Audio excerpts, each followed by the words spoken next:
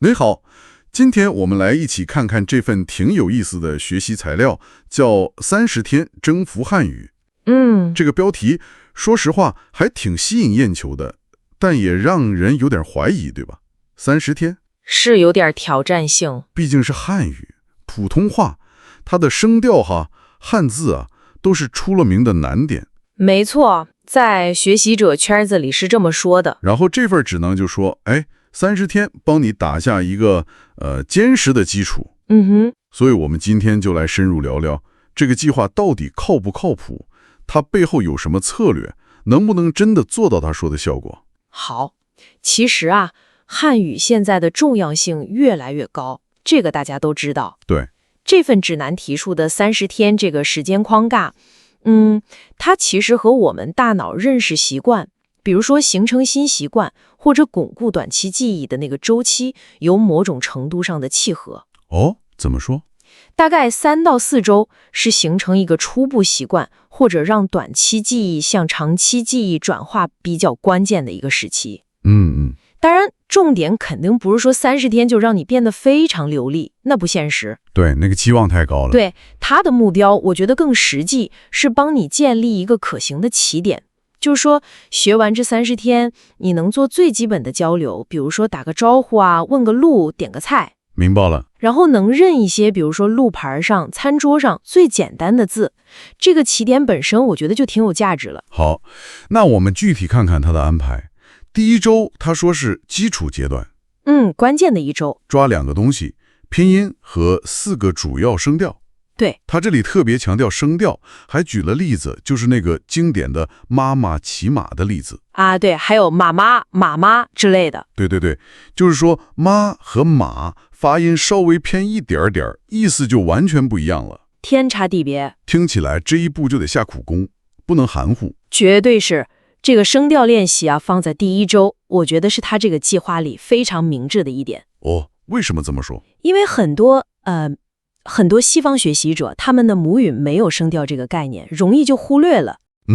如果一开始不把声调练准，养成了错误的习惯，后面再想改，那个难度就非常非常大几乎是积重难返。明白了，就是一开始就要把音发对。对，宁可慢一点也要准。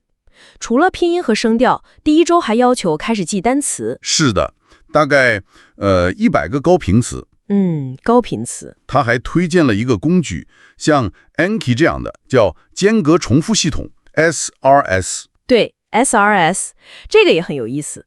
这个系统有什么特别的吗？听起来像电子版的单词卡片。它不仅仅是卡片，它的核心是利用了心理学上一个很著名的理论，叫艾宾浩斯遗忘曲线。遗忘曲线。对，简单说就是我们记住一个新东西之后，如果不复习，会以一个特定的速度忘记它，先快后慢。SRS 系统呢，它就根据这个曲线，在你差不多快要忘记某个单词或者知识点的时候，及时的把它推送给你复习。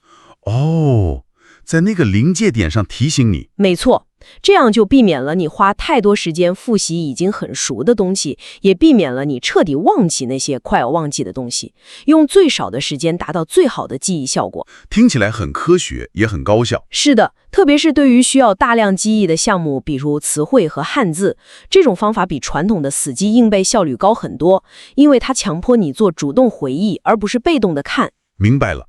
所以第一周就是打好语音和词汇的基础，还用上了科学的记忆工具。对，基础打牢。好，那我们看第2周，指南说重心开始转向语法结构了。语法好像说汉语语法相对直接，没有那么多复杂的像英语、法语那样的动词变位。整体来说是的，这是汉语的一个特点，也是一个优势。主语、谓语、宾语这个顺序相对固定。主谓宾，不像有些语言词形变化非常复杂，汉语主要依靠词序和一些功能性的虚词来表达语法关系。功能词，比如他提到的了表示完成，妈用来提问。对，这些小词非常关键，比如我吃饭和我吃饭了，意思就不一样。了表示吃完了。没错，还有像的用来表示所属关系，是用来判断等等，这些是核心。虽然没有复杂的变形，但这些虚词和词序的灵活运用也是需要花时间掌握的。那除了语法，第2周还要开始接触汉字了。对，开始认字了。从最基础的大概50个字开始，像人、大、口这些，还提到了部首。这个策略也很好，不求多，先掌握最核心、最常用、结构也相对简单的字。部首是什么概念？偏旁部首？对，你可以把部首理解为构成汉字的积木块，很多汉字都是由不同的部首组合而成的。比如人这个部首，很多跟人有关的字都有它，像你、他们。掌握了常见的部首，一方面能帮你更好地理解汉字的结构，另一方面也能根据部首猜测一些生字的意思。这对于后面扩大汉字量非常有帮助。这样记汉字就不会觉得是几千个完全独立的符号了。对，你会发现它们之间是有联系、有规律可循的。从50个基础字和常见部首开始，是让你先掌握这个解构汉字的方法。明白了。第2周就是语法框架加上汉字入门，开始理解语言的构造。是的，从听说到读写的一个过渡。那第3周呢？这周好像是重点大转移，到了听力和口语。对，实践环节来了。指南建议从慢速的、发音清晰的音频开始，比如给初学者准备的播客什么的。所谓的可理解性输入，就是你听的内容大部分能懂，但又有一点点挑战，这样最有利于吸收。他还提了一个技巧，叫跟读 shadowing， 这是什么操作？ Shadowing 就像影子一样，你播放一段母语者的录音，然后几乎是同时或者稍微延迟一点点，跟着模仿他们的发音、语调、节奏，甚至停顿。实时模仿，听起来很难呢。一开始可能会有点跟不上，但这个练习效果非常好。它不光是练单个词的发音，更重要的是让你抓住整个句子的韵律和语感。培养那个说话的感觉。对口语的自然度提升很有帮助。当然，光听和跟读还不够。第3周最重要的是真正开口说。要实战了。指南建议利用一些语言交换平台，或者找语伴儿，开始进行真实的，哪怕是最简单的对话。比如介绍自己，问个好，点个餐。对，就从这些最日常、最模式化的场景开始。比如说，你好，我叫 XX， 我是 XX 国人，我正在学习汉语。或者在餐厅里指着麦当说我要这个，然后问多少钱，这样压力小一点。对，降低难度，先建立开口的勇气和自信，这一步非常关键。很多人学了很久理论，就是不敢开口。第3周就是要把这个坎儿迈过去。感觉这周的学习开始变得立体起来了，不只是停留在纸面上。没错，语言最终是用来交流的嘛，输入、听、读和输出、说写要结合起来。好，终于到了第4周，看安排是巩固和应用。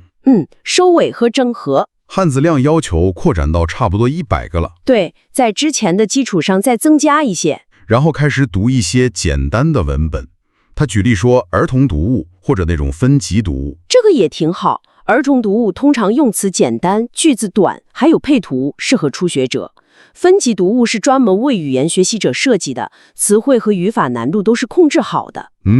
能看懂一些简单的故事，应该会很有成就感。是的，阅读能很好的巩固词汇和语法，同时也能让你接触到更自然的语言表达。除了读，还要练习写短句子。对，把学到的词汇和语法规则用起来，尝试自己造句，从最简单的开始，比如我喜欢喝茶，他是一个老师。写出来也是一种输出练习。对，而且写的过程能让你更仔细地思考词语搭配和句子结构。最后几天好像有个小项目，一个总结性的任务，比如录一个自我介绍的小视频，或者写一封简单的中文信。这个设计我觉得特别好。怎么说？它不是让你考个试，而是做一个实际的应用。这个过程会把你这4周学到的所有东西，拼音、声调、词汇、语法、听说、读写都整合起来。综合性的。对，完成这样一个项目，你会非常直观地看见自己的进步。从一开始什么都不会，到现在能用中文完成一个具体的任务，这种成就感是继续学下去的强大动力。这确实像是一个里程碑，检验这30天到底学得怎么样。不仅仅是检验，更是给你一个展示的机会，让你对自己更有信心。除了这4周的计划，指南还给了一些额外的技巧，像是认知技巧或者学习习惯方面的。对，辅助性的策略，比如利用碎片时间搞被动沉浸，这个我好像听过。就是你在做别的事情，比如做家务、通勤的时候，让中文的 audio， 比如歌、简单的播客或剧在背景播放。这样有用吗？不专心听的话，它的作用不是让你一下子学会什么新东西，而是让你的耳朵习惯这个语言的声音环境，熟悉它的语音、语调、节奏。哦，就是磨耳朵。对，有点像磨耳朵。它不能替代主动学习，但作为补充，能帮你培养语感，降低以后听真实对话时的陌生感。还有设定微目标。这个是保持动力的好方法。把30天掌握基础这个大目标分解成每天可以完成的小任务，比如每天记5个新单词，或者练习10分钟口语。对，每完成一小目标，就给自己一点小小的奖赏或者肯定，这样更容易坚持下去，不容易被宏大的目标吓到。利用了我们大脑喜欢及时反馈的机制。还有一个是番茄工作法。对，用时间管理的方法来学习，就是学25分钟，休息5分钟，这样循环。对，这种方法能帮助你保持专注，同时又能定时休息，避免长时间学习导致的疲劳和效率下降。对于需要集中注意力的学习任务，比如记汉字、练发音，效果挺好的。这些技巧听起来确实挺实用的，能让学习过程更可持续。是的，好的方法和习惯跟学习内容本身同样重要。指南里也提到了学习中可能遇到的挑战。他预见到了什么困难？很现实的问题，比如觉得声调太难掌握了，怎么练都不对。这个是很多人的痛点。还有汉字，觉得太多了，记不住，记了又忘。对，感觉像在看天书。时间管理也是个问题，每天工作学习那么忙，哪里挤得出时间来专门学汉语？这个很普遍。还有一个就是平台期，学到一定程度，感觉好像没什么进步了，停滞不前了。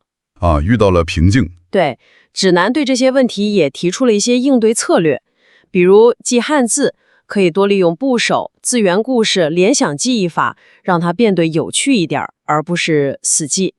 遇到平台期，可能需要换换学习材料，或者改变一下学习方式，找点新鲜感，或者找个语伴，强迫自己多输出。看来他考虑的还挺周全的，不仅是给计划，还想到了可能的问题和对策。对，这一点让这个指南显得更接地气，更具有可操作性。那么说了这么多，我们来总结一下，这份30天征服汉语的指南，它到底意味着什么？我的理解是，它提供了一个非常结构化的，而且强度也比较适中的入门路线图。对，一个路线图。它的核心目标，或者说它的承诺，不是让你30天就精通汉语，而是帮你快速的、有效的突破最初的那个最困难的阶段。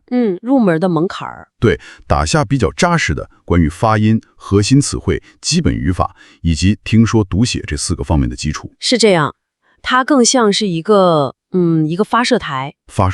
对，它给你足够的初始动力和方向，把你送上轨道。但之后能飞多远、飞多久，还是要靠你自己持续的努力。它绝对不是终点线。我明白了，它是一个强化的新手训练营，帮你快速上手，建立信心，掌握最基本的东西。对，它提供了一套方法论，一个起点。那么这里就引出了一个更深层次的问题，留给你，也留给所有想学汉语的朋友们思考。就是在这30天的初步探索之后，或者说在你决定开始这30天计划之前，真正驱动你想要学习汉语的那个最核心的动力到底是什么？内在动力。对，是因为你对中国的文化特别着迷，还是你希望能够和10多亿人进行交流，或者你看到了学习汉语可能带来的职业上的或者其他方面的机遇？与继续投入时间、投入精力，去更深入地探索这个丰富复杂而又充满魅力的语言世界。这确实是一个值得思考的问题，明确了为什么学才能走得更远。没错。感谢您的收听，如果您喜欢这次的探讨，请订阅、点赞并分享给您的朋友们。